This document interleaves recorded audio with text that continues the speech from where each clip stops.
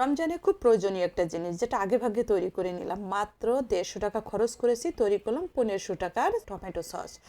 আমি যে টিপস এবং ট্রিক্স ব্যবহার করে সসটা তৈরি করেছি, আপনি এইভাবে সস তৈরি করবেন, 6 থেকে 7 মাস রেখে খেতে পারবেন, নষ্ট হবে না। চলুন তাহলে দেখা যাক। সুপ্রিয় দর্শক, আসসালামু আলাইকুম, সবাইকে ওয়েলকাম।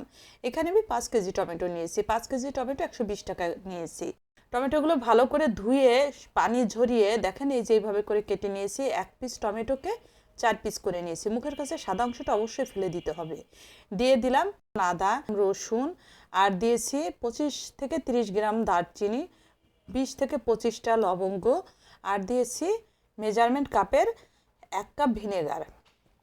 সব কিছু দিয়ে দেখেন একটু আলতোভাবে নাড়া দিয়ে দিলাম, উঁচু উঁচু করে দিয়েছি। আর সসপ্যানে বসিয়েছি, এটা একটু ছোট হয়ে গেছে, সমস্যা নেই। একটু জাল ওঠার পর এটা কিন্তু নরম হয়ে ভিতরে বসে যাবে। ঢাকনা দিয়ে ঢেকে মিডিয়াম ফ্লেমে 5 মিনিট রান্না করে নিয়ে ঢাকনাটা তুলে আবার একটু নাড়া দিয়ে দিলাম। আর কিছু সময় পরে দেখেন কতটা পানি ছেড়েছে। এখন আস্তে আস্তে এটাকে নাড়াচাড়া দিব। খেয়াল রাখতে হবে নিচে যেন পুড়ে না যায়, লেগে না যায়। নিচে পুড়ে গেলে কিন্তু সসের গন্ধটা একদম বাজে হয়ে যাবে।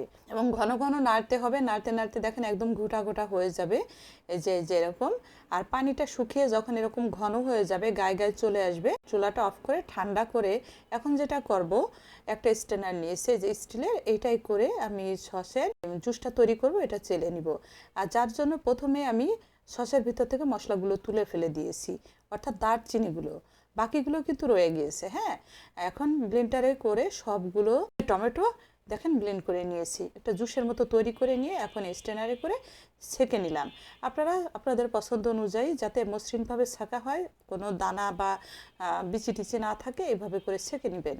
চুলায় বসিয়ে দিলাম, দিয়ে দিলাম 2 কাপ চিনি আর 1.5 টেবিল চামচ শুকনো মরিচের গুঁড়া।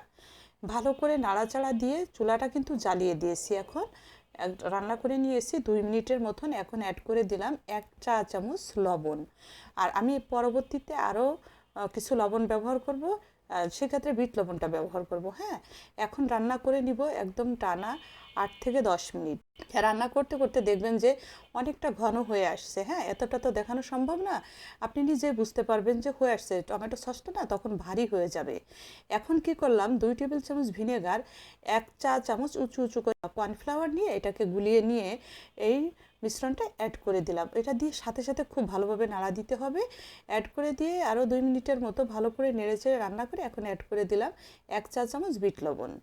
আর লবণটা আপনারা টেস্ট অনুযায়ী ব্যবহার করবেন। একটু চেক করে দেখেছি সব কিছু একদম পারফেক্ট হয়ে গেছে। এখানে খরচ হয়েছে আমার টোটাল মিলে আমার মনে হয় 150 টাকার মতো। কিন্তু আমি এখানে দেখেন কতগুলো সস তৈরি করে নিয়েছি। এইখানে আমার প্রায় 1.5 থেকে 2 লিটার সস হবে। আর সবগুলো আমি কিন্তু ভরে নিয়েছি। দেখেন সসের কৌটা 2টা, আরও একটা এক্সট্রা বোতল নিয়েছি। সবগুলো মিলে কতগুলো, আর এর একটা বোতল কিনতে গেলে আপনার 250-300 টাকা লাগে।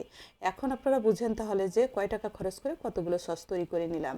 অবশ্যই রমজানের আগে ট্রাই করবেন, তৈরি করে রেখে দিবেন সারা বছরের জন্য। এবং যার জন্য কিন্তু শেয়ার করে রেখে দিবেন। অল্প খরচে বেশি লাভ করতে পারবেন, হাতে তৈরি অর্গানিক জিনিস, তাই না?